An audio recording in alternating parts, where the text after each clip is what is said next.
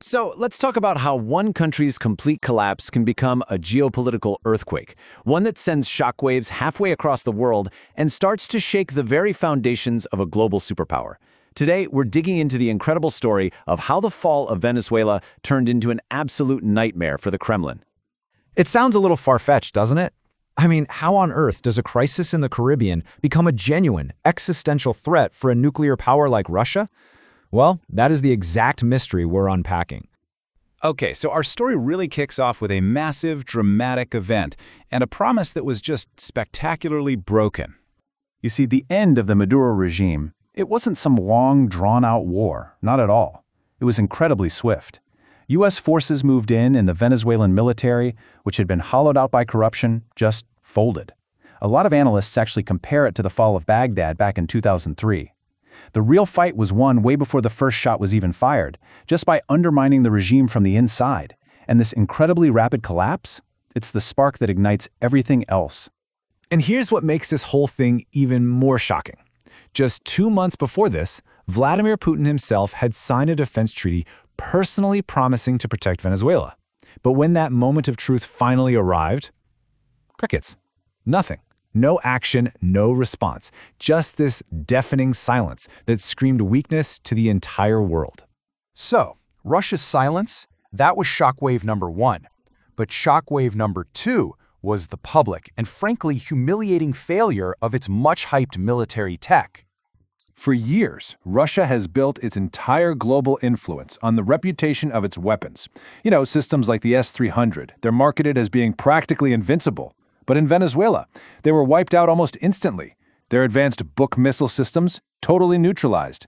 Russia's military calling card was basically exposed as a complete bluff right there on the world stage. And this quote, wow, it just perfectly captures the total scale of the failure. And get this isn't coming from some Western critic. This is from a pro-Kremlin military blogger, one of Russia's own supporters, admitting that the U.S. had complete and total air superiority. It's just a devastating admission of weakness. Now, this wasn't just embarrassing, it was a direct hit to Russia's wallet. Selling weapons is a massive source of cash and geopolitical clout for Moscow. I mean, think about it. Who's going to buy your top-of-the-line air defense system after they just saw it fail so spectacularly? The long-term economic and political damage from this was just immense. And this military disaster, it didn't stay on the battlefield. The shockwaves traveled fast, right back to the political landscape inside Russia itself, where some really deep cracks started to show up in the Kremlin's tough guy facade. When the news from Venezuela hit Russia, it didn't land with a thud. No, it was more like a bomb went off. All across Russian society, from the nationalist bloggers to the economic elites, the reaction wasn't just disappointment. It was this volatile cocktail of pure rage and deep, deep fear. And just listen to this. These are the voices from Russia's hardline nationalist circles. The people who are supposed to be Putin's most passionate supporters. They felt completely betrayed. In their minds, Putin's inaction wasn't some strategic move. It was treason. Treason that had doomed Russia to humiliation and economic disaster.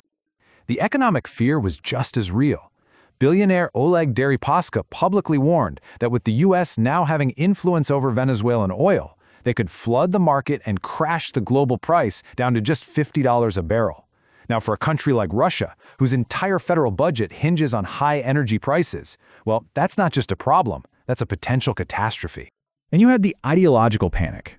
This quote here is from Alexander Dugin, a philosopher a lot of people call Putin's brain. His response was this almost hysterical demand for a swift, all-out victory in Ukraine, no matter what it cost. It really shows a deep desperation at the very heart of the Kremlin's ideology, this frantic need for a win, any win, to try and undo the humiliation. So, all of this brings us to the most important question. Why? Why did this one event trigger such a profound crisis of confidence? Well, it's because for many people inside Russia, Venezuela's collapse looked like a terrifying reflection in a mirror. The parallels are just stark. A fragile economy completely dependent on oil? Check. A government eaten away from the inside by corruption? Check. A state that relies on propaganda to project this hollow image of strength? Double check. For a lot of Russians, the fall of Maduro wasn't just a news story. It was a terrifying preview of what their own future could look like. And of course, Russia's rivals were watching all of this very closely. Ukraine's President Zelensky, he definitely didn't miss his chance. He publicly framed Maduro's fall as proof that authoritarian regimes are brittle, that with determined opposition and Western backing, they can actually crumble. For the Kremlin, that was just twisting the knife. And this, really, is what a geopolitical earthquake looks like. It's a single event in one country that doesn't just cause a few local tremors. It sends shockwaves across the entire planet and exposes the deep, structural cracks in a country that's supposed to be a superpower. And so, that leaves us with this one lingering question. Putin's promises have been broken, his wonder weapons have been exposed as frauds, and now, even his own supporters are turning on him. The cracks in the Kremlin's foundation are visible for everyone to see. The only question left is, how deep do they actually run? Welcome to the Deep Dive. Today, we're looking at something a bit different. Not a battle on a familiar front line, but a moment that happened thousands of miles away in the Caribbean that sent a geopolitical earthquake through one of the world's biggest powers, Russia. That's a perfect way to put it, Yeah. An earthquake. Our whole mission today is to take this one event, the incredibly fast, really unexpected collapse of the Maduro regime in Venezuela, and use it almost like a diagnostic tool. A lens. Yeah. Exactly, a lens to see the internal shockwaves inside Russia. We want to understand the vulnerabilities it exposed, and maybe more importantly, the deep, almost existential fears that suddenly gripped the Kremlin in the aftermath. And the sources we've pulled for this deep dive are, well, they're incredibly clear on one thing. They don't frame this as a regional story about Venezuela. Not at all. No, it's all about Russia. It's positioned as a devastating signal. A signal of Russia's weakened status, and this is the crucial part, a total exposure of its hollow promises on the world stage. Right. And to do that, we're going to be looking at a few different angles. We have analysis from military strategists, of course. But we also have these urgent, almost panicked economic warnings coming directly from powerful Russian oligarchs. From the people with the most to lose. The most to lose, exactly. And even the ideological reactions from the Kremlin's inner circle, the ultra-nationalists, it all comes together to explore this central thesis. The same things that brought down Venezuela, economic decay, corruption, are the very same cracks that many powerful Russians now see threatening their own regime. So that's the big question for today. What does a regime change, one that Russia had explicitly promised to prevent? What does it reveal about the actual stability, the real operational strength, and, frankly, the future of the Kremlin itself? It's a case study in what happens when the illusion of strength meets reality, because it forced the Russian elite to look into a mirror they did not want to see. A mirror image. That's a good way of putting it. Yeah, it is. Because they suddenly realized if the U.S. and its allies can pull off a swift, low-casualty, basically a decapitation strike against a regime that has our weapons and our promises, well, then the blueprint for how we could fall is suddenly very, very clear. Okay, let's get into it. Let's start with that promise. Because this whole thing begins with a massive political humiliation, a broken promise. It's a Section 1. And it's all about Putin's failure to back up a very recent, very explicit guarantee. The context here is it's everything. You have to understand, this wasn't some old, dusty alliance from the Soviet era. This wasn't a vague handshake deal. Right, not some historical artifact. No. Just 2 months before this whole operation went down, President Putin himself signed a formal defense treaty. And the language, according to our sources, was totally unambiguous. It was an explicit, fresh, binding commitment to protect Venezuela from any kind of foreign aggression. That timing is just incredible. 2 months. It's almost like they were daring someone to test it. They were actively projecting this image of strength, drawing a red line in the sand. That's precisely the point. It was a strategic communication. They were telling the world, and especially Washington, Venezuela is our ally. This is our sphere of influence too. Do not cross this line. They put their global credibility on the table for everyone to see. A test of resolve. A test they designed, and a test they then failed in the most spectacular way possible. Which brings us to the non-response. Because when U.S. forces, as the sources describe it, reportedly moved in, what came from Moscow? Silence. Just profound, deafening silence.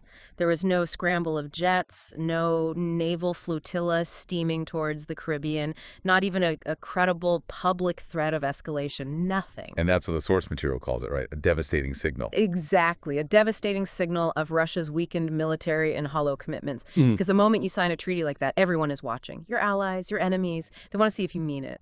And when the crisis comes and you do absolutely nothing, that promise, that word, it just evaporates. It's instantly devalued to zero. Now, the counter-argument you sometimes heard from, Russian state media was that they were just paralyzed by the speed, that the distances were too great for a real response. And our sources push back on that, and they push back hard because the political damage is instantaneous. It doesn't matter what the logistical realities are. In geopolitics, perception is reality. The perception of power. Right. By signing that treaty just 2 months earlier, Russia was implicitly saying, we have a plan. We have the capability to deter or respond. They were bluffing, and when the West called that bluff, they had nothing, not even a convincing press conference. And that sends a message to every other country that relies on a Russian security guarantee. And the speed you mentioned. The sources really emphasize this. This wasn't a long, drawn-out war. It wasn't a siege. Maduro's capture, they say, took just a few hours. It was clearly designed that way, an operation built for speed, specifically to deny Russia the time to even pretend it could mobilize. I mean, think about it. The government in Caracas was gone in the time it takes to convene an emergency security council meeting in Moscow. It was over before they could do anything other than issue a strongly worded letter of protest. Which is meaningless in the face of military action. Utterly meaningless. But the sources say this speed wasn't just about American precision. It was helped along by rot from within Venezuela itself. Oh, absolutely. And this is the part that truly terrified Moscow. The sources are explicit about why it was so fast. It was, and I'm quoting here, aided by pervasive Venezuelan corruption and a military unwilling to fight. Unwilling to fight. That's a strong phrase. It's not just low morale. It implies something much deeper. It implies a total breakdown of loyalty, or maybe, a very rational cost-benefit analysis by the Venezuelan generals. These are regimes built on patronage, on transactional loyalty. Your allegiance is to the guy who signs the checks. So if a bigger external power comes along and can, meet the price. Then the whole house of cards collapses from the inside. The military structures just melt away before the shooting really even starts. The U.S. intervention was just the catalyst that triggered a pre-existing condition. And this is where that specific, absolutely chilling historical comparison comes in, the one that analysts immediately pointed to. Iraq, 2003. Iraq in 2003. Yes. The sources draw a direct line saying the collapse mirrored Iraq, where key generals were reportedly bought off. They just stood down, they took the deal, and walked away. This connects the fall of Maduro to a very specific, very dangerous pattern for authoritarian states. The idea that your entire defense apparatus can be neutralized not with bombs, but with bank transfers. That is the systemic threat this exposed. For the Kremlin, where, let's be honest, massive corruption is a well-known feature of the system, this analogy isn't theoretical, it's a playbook. And the terrifying question that must have been echoing through the halls of the Kremlin was, could they use this playbook on us? That's the core fear. Okay, so the political promise is broken, the security structure is revealed to be rotten. Now we have to talk about the stuff, the actual military hardware. Which brings us to Section 2, the military and symbolic defeat. Right. Because this is where the failure becomes tangible. It's about Russia's reputation as a global arms dealer. A reputation built on two things, really. Political will, which we just saw fail, and cutting-edge, reliable military technology that can supposedly stand up to the West. Venezuela was a showroom for some of their best export systems. Billions of dollars worth of equipment. And what the world saw in that showroom was a disaster. What specific systems are we talking about? The sources name them specifically, Advanced Buck and S-300 air defense systems. And we need to pause on the S-300 because this isn't just some old piece's Soviet kit. No, this is their premier system. The one they market as being able to take on things like stealth fighters. Yep. Their answer to the Patriot system. Precisely. It's a strategic system designed to deny an enemy access to your airspace.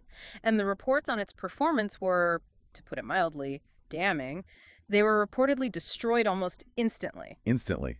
That word is doing a lot of work there. It doesn't suggest a long fight or, poor training by the Venezuelans. It suggests total technological impotence. It does. The conclusion in the analysis was that the supposed technological edge of these Russian arms proved worthless. It wasn't that the systems were just used badly. It sounds like they were neutralized before they could even become a factor in the fight. Which is a nightmare scenario for Moscow. It directly undermines their entire sales pitch to clients all over the world. Think about it. India, Vietnam, countries in the Middle East. They've all spent billions on this exact equipment for one reason: to deter the West. If the S-300, their flagship product, gets wiped out instantly in its first real-world test against a sophisticated opponent, why would anyone else buy it? You wouldn't. It's a global advertisement for inadequacy. It creates this perception that Russian gear is fine for fighting, regional conflicts against less advanced forces, but against a peer or near-peer opponent. It just doesn't measure up. The symbolism of it must have been devastating as well. What did the Russian commentators themselves have to say? The military vloggers. That's maybe the most telling part. The sources highlight that even the pro-Kremlin military bloggers, these are the guys whose entire job is to spin Russian military victories. They couldn't hide it. They had to admit that U.S. aircraft operated freely over Venezuelan skies. Uncontested airspace. The ultimate admission of defeat in modern warfare. It's the exact opposite of what the S-300 is sold to prevent. It signals, and this is another quote, the impotence of Russia's defense exports and military influence. So if you're a Russian general and you see that your best air defense systems can be wiped out instantly, what does that mean for everything else? Your tanks, your ships, your soldiers on the ground? It means they're all vulnerable, completely exposed. If you can't control the sky, you can't win the war on the ground. It's that simple. So beyond just losing arms sales, what does this do to Russia's standing in the world? It's catastrophic. It strips away one of their last credible claims to being a true global power. Their hardware failed the test. And the footage, the reports from that failure, that's now required reading for every military planner and defense minister around the world. It fundamentally isolates them. That failure of hardware sets up the next section perfectly because it leads to the most immediate, the most visceral threat for the Russian elite. And that's the economic shockwave. Yes, we're moving from broken missiles to broken budgets. And this is where the panic really, really sets in for them. They can try to explain away a military loss. Oh, the Venezuelans were incompetent. They can't explain away a direct threat to their money. And the source material gives us a perfect example of this panic in the form of one very powerful person, the billionaire Oleg Deripaska. Who is he, and why should we care what he thinks? Deripaska isn't just some random commentator. He's a core member of the Russian elite, an industrialist whose fortunes are completely tied to Russia's ability to export resources. When he panics about the economy, it's a signal that the entire oligarch class is panicking. And what was his warning? It was pretty blunt, as I recall. Extremely blunt. He said publicly that if America gets control of Venezuela's oil, Russia's energy profits will simply vanish. Vanish, not shrink, not decline. Vanish. It's a word choice that screams desperation. It shows he understands the very simple, very brutal math of global energy markets and Russia's total dependence on them. Okay, so let's break that down. Why is Russia's budget so uniquely vulnerable to the price of oil? Because it's their lifeblood. Depending on the year and the price, somewhere around half of the entire Russian state budget comes from oil and gas revenues. That money pays for everything. The military, the pensions that keep people from rioting, and most importantly, the whole system of patronage that keeps the elite loyal. So any serious sustained drop in the price of oil is a direct threat to Putin's ability to actually run the country. It's an existential threat, full stop. But why Venezuela specifically? Russia is a huge producer itself. Why does Venezuelan oil coming back online under U.S. influence pose such a unique danger? 2 reasons. First, the sheer volume. Venezuela is sitting on some of the largest proven oil reserves in the world. If that supply comes flooding back onto the market, it fundamentally changes the global supply-demand equation. The second reason. The second reason is who would be controlling that spigot. This leads to the specific fear that started circulating in Moscow immediately. The threat of an oil price cap. Not one enforced by sanctions, but one enforced by simple market manipulation. And they had a specific number in mind, didn't they? A threshold that they saw as a kill shot. They did. The fear, detailed in the sources, was that the U.S., by bringing Venezuelan oil back online and coordinating with its allies, could drive the price down and hold it at around $50 a barrel. $50. Why is that number so significant? It doesn't sound catastrophically low. For the Russian budget, it is. Their extraction costs are low, sure, but the price they need for the government to break even, to pay for the army, the social programs, everything, is somewhere in that $50 to $60 range. If the price stays below $50 for any length of time, they are burning through their reserve funds at an incredible rate. It would, as the sources say, cripple Moscow's budget. So let's just trace the mechanism here. The U.S. doesn't even need to physically control the oil fields. Not at all. All they have to do is stabilize the political situation in Venezuela and lift the sanctions. That crude starts flowing again. You add that new supply to the market, you lean on your allies in OPEC Plus to keep their production up, and suddenly you have a powerful economic weapon. A weapon aimed directly at Moscow's treasury. Exactly. It weaponizes the oil market against them. The thing that was their greatest strength, their energy wealth, suddenly becomes their greatest vulnerability, all because of one fast, successful operation thousands of miles away. The economic pillar of the regime starts to crack. And when that pillar cracks, you see the internal fallout. Which brings us to Section 4. This is where we see the ideological desperation, the cracks spreading through the power base itself. And the sources describe three very distinct types of panic and fury inside Russia. We have to look at these three reactions because they show the loss of faith wasn't just on the fringes. It cut right to the core of the regime's support. The emotional reaction, the pragmatic one, and the ideological one. Let's start with the loudest group. Yeah. The public, or at least the online nationalist public, the bloggers. Yeah, the eruption of anger there was immediate and intense. We're talking about the Russian war bloggers, the Z patriots. These are people who, up until this point, were often fiercely pro-Putin, and they just erupted in anger. And this wasn't just, constructive criticism. The language got extreme fast. Oh, absolutely. The sources say some were using rhetoric that was borderline seditious. There were calls for Putin's death, descriptions of him as a traitor who had doomed the country. A traitor. I mean, in a state like Russia, to have that word thrown around by formerly loyal nationalists, that's a sign of a deep psychological break. It is. It's a complete loss of trust in the leader's strength and judgment. They felt betrayed. And that feeling of betrayal wasn't just about military honor, was it? It ties directly back to the economic threat we were just talking about. 100%. Their fear is that this failure in Venezuela and the oil price collapse they see coming will collapse Russia's economy. And if the economy collapses, the entire national project, the war effort, it all collapses too. They see Putin's inaction not just as weakness, but as actively allowing Russia's enemies to sabotage the country's financial survival. So that's the emotional nationalist fury. Let's pivot to the second group, the oligarchs. We can go back to Deripaska. How does their pragmatic fear compare? It's a completely different flavor of panic. The oligarchs don't care about national honor or ideology. They care about their balance sheets. Their fear is cold, calculated, and focused on one thing: their profits vanishing and their assets being at risk. While the bloggers are screaming traitor, the oligarchs are looking at their stock portfolios tanking. Precisely. The bloggers fear the doom of the nation. The billionaires fear the doom of their capital. And their reaction isn't to demand more war. It's to demand that the Kremlin do something, anything, to stabilize the commodity markets and protect their wealth. The fact that Deripaska said what he said publicly is itself a signal, right? They're usually much more careful. It's a huge signal of panic.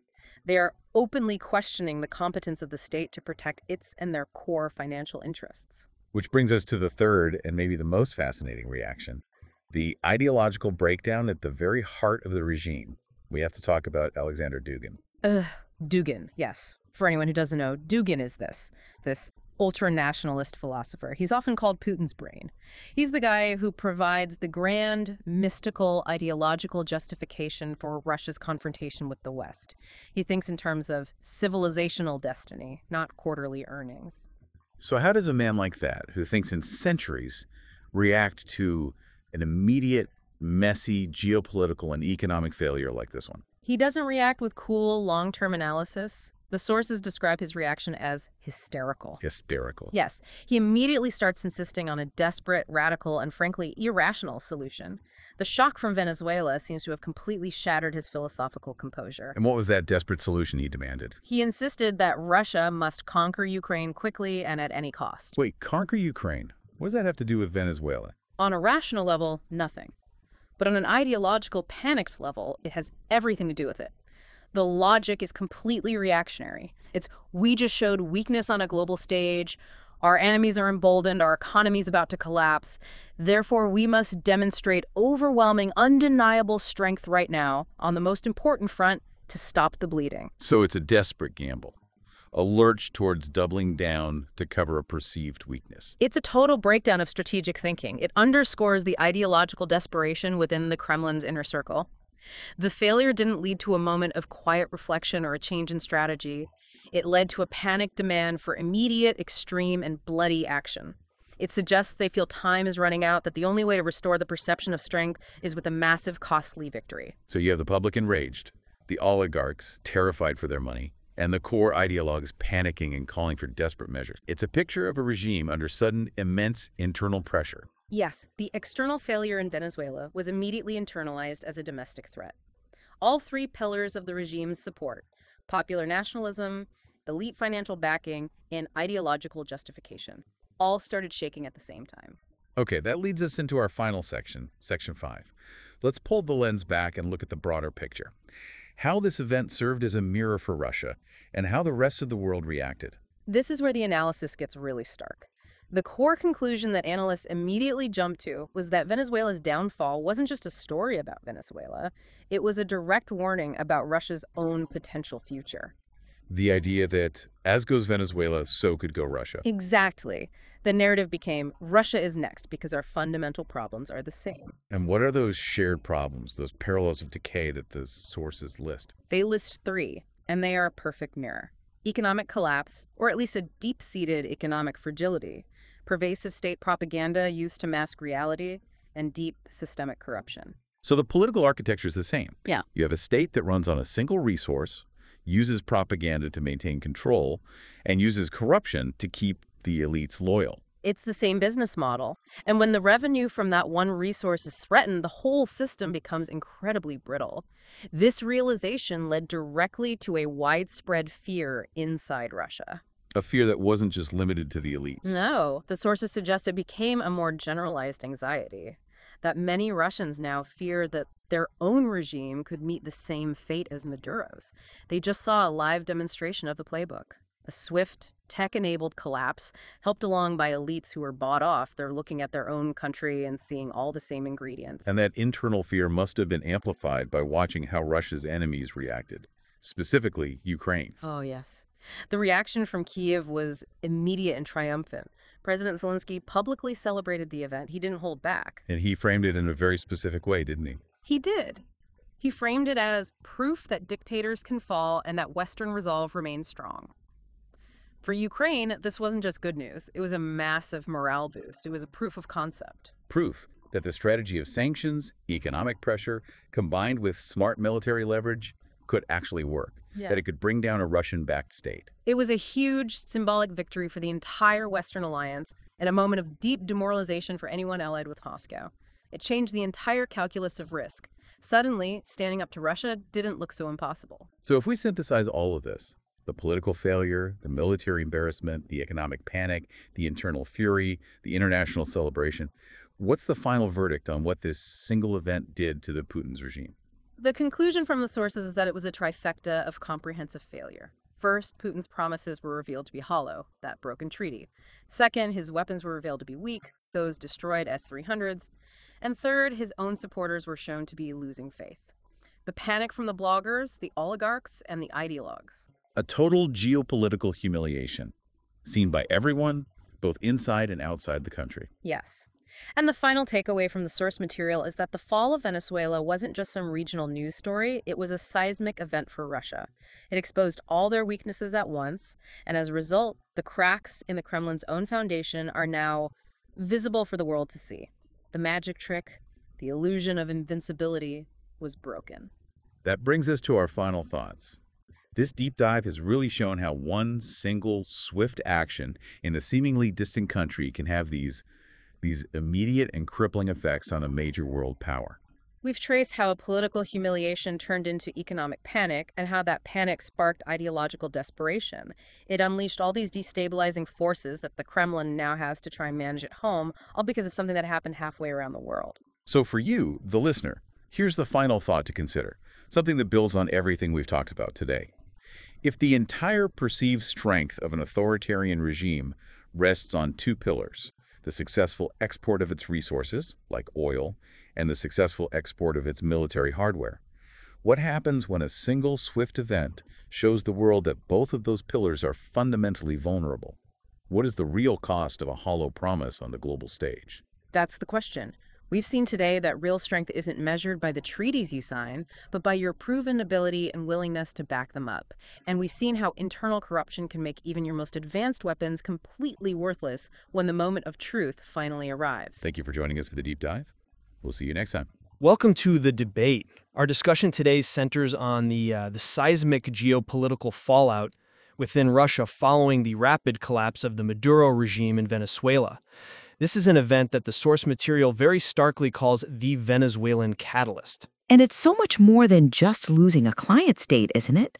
The material frames this moment as a geopolitical earthquake, and I think that's right, precisely because it exposed these deep, fundamental cracks in the Kremlin's foundation that I think many observers had previously, underestimated.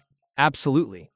So the critical question we have to address today is whether this swift and really humiliating defeat, this complete operational failure in a key sphere of influence, constitutes an imminent existential threat that guarantees the rapid deterioration and, likely collapse of Putin's regime. Or, and this is the other side of the coin, does this event merely expose some very severe pre-existing structural vulnerabilities that, while damaging the Russian political structure, might yet be able to absorb, contain, and, manage, avoiding a swift terminal collapse? I'm going to maintain that the combination of broken military promises and the sheer scale of the internal ideological panic signals a rapid deterioration toward an unavoidable terminal crisis for the Kremlin.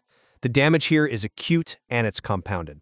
And I'll be arguing that while the humiliation is profound, the vulnerabilities that were exposed are structural. They stem from corruption and incompetence. And these are issues the regime has historically shown a capacity to isolate and survive. So the setback is severe, yes, but not necessarily terminal. Well, the argument for an imminent crisis, it really rests on this Venezuelan failure being a comprehensive, multifaceted humiliation that has, I think, fatally undermined the essential pillars of the regime. I'm talking about military credibility, financial stability, and internal ideological control. We are not talking about some slow structural decline here. We're witnessing an immediate loss of core faith. The evidence for this catastrophic failure is immediate. Just 2 months before the collapse, Putin had personally signed a defense treaty pledging to protect Venezuela from foreign aggression. And yet, when U.S. forces moved in, the entire Russian defense posture, the hardware, the commitments, it just failed to respond. This rendered Moscow's commitments entirely hollow. And this broken promise, it generated an unprecedented internal ideological panic. You have Russian war bloggers, influential figures who were typically fiercely pro-Kremlin, erupting in fury, going so far as to call the leadership a traitor and calling for his death. I mean, that combination of a hollow strategic promise and just visceral public fury suggests a fundamental, immediate loss of faith in Putin's personal strength and his guarantees. That evidence certainly points to a profound crisis of confidence. But I approach the analysis from a different premise. My core thesis is that while the event is undeniably severe, the outcome was predetermined by weaknesses outside the core Russian state. It exposed severe pre-existing structural weaknesses that are really endemic to the Russian model of influence. I'm talking corruption and military incompetence in their client states, and these are vulnerabilities the core regime is actually practiced at managing. So the shock is undeniable, but it's not necessarily terminal for the Kremlin itself. We need to look closely at the mechanism of the collapse, which suggests the weakness was contained. The material is very specific here. It says, the ease of Maduro's capture was largely due to Venezuelan corruption and a military unwilling to fight. Analysts immediately drew parallels to Iraq in 2003, where generals were simply bought off. This strongly indicates the downfall mechanism was specific to a deeply compromised client state, one saturated with economic decay and loyalty failure. It's not necessarily reflective of core Russian political or military resilience, which is, organized very differently. But the contagion of ideas and the immediate loss of face, that can't be isolated so easily. The political fallout is instantaneous. That fallout, however, needs to be quantified. While the anger from figures like Alexander Dugin, the ultra-nationalist philosopher, is significant, his reaction was characterized by the material as hysterical. He's insisting Russia must now conquer Ukraine quickly and at any cost, just to compensate for the humiliation. This highlights desperation and a severe ideological crisis in the inner circle, yes. But that panic doesn't equate to mass internal revolt or an immediate actionable elite fracture. Desperation can be contained, particularly by a strong security apparatus. And furthermore, the main financial danger that was identified by the oligarch Oleg Deripaska, a potential $50 oil barrel price cap, is a future risk. It could cripple Moscow's budget, but that is fundamentally different from an immediate, paralyzing economic implosion today. It's a long-term undermining threat, not an existential guarantee of a swift political collapse. And that brings us directly to the interpretation of the military failure, which I think is the most immediate, irreparable damage done to the regime's image of strength. The source material states explicitly that Russian-made weapons, specifically the advanced Buk and S-300 air defense systems, were destroyed almost instantly. This is a profound technological and operational failure. It irreparably harms Russia's standing as a global arms supplier, which is an irreplaceable source of influence and revenue. Pro-Kremlin bloggers themselves admitted U.S. aircraft operated freely over what was supposedly a protected zone. I mean, that just signals true military impotence. I agree that the spectacle of the supposedly superior Russian arms proving worthless is disastrous for the export market. The military component of this humiliation is undoubtedly the hardest blow for the Kremlin to absorb, because arms sales are fundamentally transactional, right? They're based purely on demonstrated capability. They can't just easily explain away the failure of technology they sold as top tier. Right. But I see why you think that, though. I would frame the root cause of the failure a bit differently. While Moscow's global reputation is severely tarnished, the failure is tied to the corruption and the decay that led to Maduro's collapse in the first place. We have to ask, was the S-300 destroyed because of an inherent design flaw in the hardware? Or was it destroyed because the Venezuelan operators were poorly trained, the maintenance budgets were stolen, or, the radar systems were deliberately compromised by internal actors who were seeking Maduro's overthrow? This distinction is crucial. If the Kremlin can successfully argue this was a failure of the client state's competency and loyalty, they can potentially contain the exposure to the export image, preventing the fear from contaminating the perceived reliability of Russia's homeland defense capability. That's an interesting point, but that line of reasoning requires the world to believe that Russian systems only work when operated by Russians, which is, well, in itself, a catastrophic indictment of their entire export model and training. The material shows that U.S. forces operated freely over a Russian defense zone. So regardless of whether the failure was due to a compromised fuse or a compromised general, the outcome is the same. The perceived defensive shield collapsed instantly. This signals an operational gap that undermines all Russian influence, not just the revenue line. When military commitments fail so catastrophically, the credibility of the entire security architecture, domestic and international, is shaken to its core. And that shake is compounded exponentially by the economic vulnerability, which seems far less manageable than you initially suggested. So we have to move to the severity of that economic threat. The core fear that was articulated by Deripaska and other oligarchs is that U.S. control over Venezuelan oil allows them to manipulate global oil prices, potentially leading to a sustained $50 per barrel cap. Deripaska warns that this price point will vanish Russia's energy profits. This is the crucial fiscal detail we need to integrate. Moscow's budget, even through periods of austerity, has typically required a break-even price of around $65 to $70 per barrel just to maintain current spending, service obligations, and provide the loyalty payments necessary to keep elites happy. Okay. So, given that $50 is a specific quantifiable threshold far below their fiscal necessity, how can we view this specific managed threat as anything less than existential? It just removes the financial cushion that's necessary to navigate any other crisis. I'm not convinced by that line of reasoning because the threat is inherently conditional. Let me tell you why. That specific danger is based purely on future U.S. action. The oil prices are now manipulated, and a cap at $50 per barrel could cripple the budget. This is a forecast of pain, not an immediate insolvency. Authoritarian regimes, particularly those relying on energy, often build up massive reserves precisely for these eventualities. We saw this in the volatility of the 90s and 2000s. Russia has demonstrated an ability to drastically reduce spending and absorb shortfalls by dipping into stabilization funds. Economic decay creates severe hardship, yes, and it undermines long-term stability. But it's the immediate political fracture, a palace coup or a mass popular uprising fueled by immediate hardship, not the future oil price that would guarantee a swift collapse.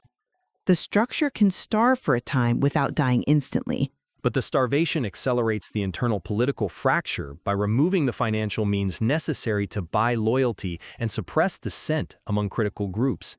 This economic threat is uniquely potent precisely because it is tied directly to the military and political humiliation in Venezuela. The shame is compounded by the loss of necessary revenue. The regime can survive economic pressure, but only if its ideological and military pillars remain solid. When those pillars are already crumbling due to Venezuelan failures, removing the financial ability to patch the cracks is a guarantee of acceleration toward crisis. That is a powerful argument for acceleration, and it leads us perfectly to the most crucial point, the internal parallel. The source material explicitly states that the economic collapse, the pervasive propaganda, and the deeply entrenched corruption visible in Venezuela mirror each other in Russia, and crucially, that many Russians now fear that their own regime could meet the same fate. Isn't this widespread, explicit internal comparison the single most powerful piece of evidence that the cracks are reaching the very foundation of the Kremlin? The fear of the parallel, the public realization that they could be next, that is what destabilizes the system immediately. That is a compelling argument rooted in psychology, but have you considered the core structural difference in regime loyalty? While the awareness of corruption and the fear of a parallel collapse are undoubtedly high among the general population, the key mechanism of the Venezuelan collapse was a military unwilling to fight, according to the material. That is a failure of the security corps. True. While we certainly see the corruption and propaganda exposed in Russia, we do not yet have evidence from the source material that the core Russian military, or the domestic security apparatus, the FSB, is similarly bought off or unwilling to fight for the Kremlin. I mean, these forces are highly loyal, deeply integrated into the elite structure, and far more insulated from economic downturns than the average Venezuelan general. The key distinction remains operational loyalty versus public awareness of corruption. But the comparison itself is a poison that erodes the foundation of confidence, which is vital for any authoritarian regime built on the cult of personality and strength. This is where the ideological panic becomes an immediate threat, not a long-term vulnerability.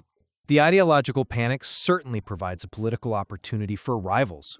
The hysterical reaction of Alexander Dugin demanding immediate military action against Ukraine shows that a critical, hardline segment of the elite is now actively politicized against the current leadership's perceived weakness. This ideological split, the war hawks demanding revenge for the humiliation, is a fracture that the Kremlin cannot easily repress without alienating a necessary political base. So the external failure has created an internal political choice: risk war to reassert strength, or risk a coup by appearing weak. That internal risk is real, but the structure is designed to contain ideological noise. The fear of a parallel downfall might be high among the public, but the immediate mechanism for regime collapse, a swift, internally assisted capture like Maduro's, requires the disloyalty of the core security forces. Exposure of cracks is dangerous, yes, but structural betrayal of the security forces is fatal. The material does not yet give us the latter. We can't equate the loud ideological fury of a few bloggers with the silent operational disloyalty of the internal security services. However, the visibility of a successful collapse now provides a clear, recent, and successful blueprint for exactly how dictators can fall. The material notes that the president of Ukraine, Zelensky, publicly celebrated the manner of the collapse. This celebration wasn't just gloating. It was actively broadcasting a model of successful internal opposition and externally assisted regime change directly into the consciousness of the Russian opposition. The parallel is reinforced by the Kremlin's opponents, fueling the comparison you yourself acknowledged is widespread among the Russian population. And that is precisely why I argue the Venezuelan event is a true catalyst that guarantees a rapid crisis. It simultaneously broke a key defense promised to the world, delegitimized necessary military hardware on the global export stage, and it triggered visceral panic among key domestic constituencies, including those war bloggers calling for the leader's death and ultra-nationalists demanding desperate, immediate military action. The cracks are not merely pre-existing vulnerabilities that can be patched. They are now rapidly growing fractures under simultaneous compounding ideological, military, and financial pressure that cannot be fully managed or contained. I come at it from a different perspective regarding the time horizon. While I fully agree the weaknesses, the corruption, the reliance on oil revenue, the technological failures, are profoundly significant, they aren't sudden additions to the system. The defeat highlights the systemic vulnerability of client states and the decay of influence, but it does not prove the immediate fragility of the core Kremlin power structure itself. The regime has been exposed, humiliated, and structurally undermined, which provides tremendous strategic benefit to opponents like Ukraine. But exposure is not the same as guaranteed immediate internal collapse. The Kremlin is deeply wounded, certainly, but history suggests autocracies have deep reservoirs of resilience and can tolerate chronic infection and prolonged suffering for a very long time before finally succumbing. The wound is indeed deep, and the subsequent infection, this toxic parallel narrative, is spreading rapidly through the internal political environment, limiting the regime's choices drastically and demanding desperate action. Perhaps so. But the debate really hinges on whether that desperation translates into immediate political collapse or simply a radical shift in strategy to survive. Ultimately, both of our perspectives underscore the profound significance of this geopolitical earthquake, leaving the listener to weigh whether the visible cracks are signs of imminent, terminal collapse or simply deep, foundational flaws that the structure will struggle but potentially manage in the coming years.